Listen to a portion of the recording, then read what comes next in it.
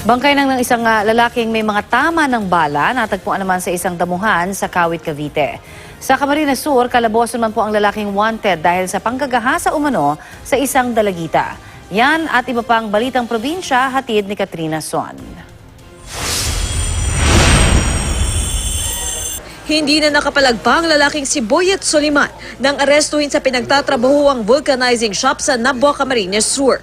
Wanted para sa 13 counts ng kasong child abuse and exploitation ang 30 taong gulang na sospek dahil sa pangmomolestya umano sa isang dalagitang 15 taong gulang. Pang-pitong most wanted person sa bayan si Soliman. Pero depensa niya, hindi niya minolestya ang biktima. Handa raw siyang harapin ang kaso para patunayan na inosente siya.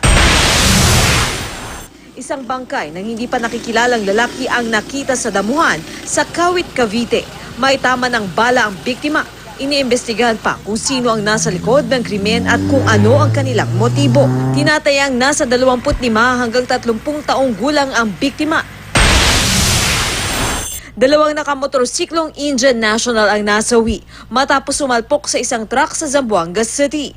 Magkapatid ang mga biktimang kinilalang sina Amardik at Minimdar Singh na edad 22 hanggang 20 taong gulang.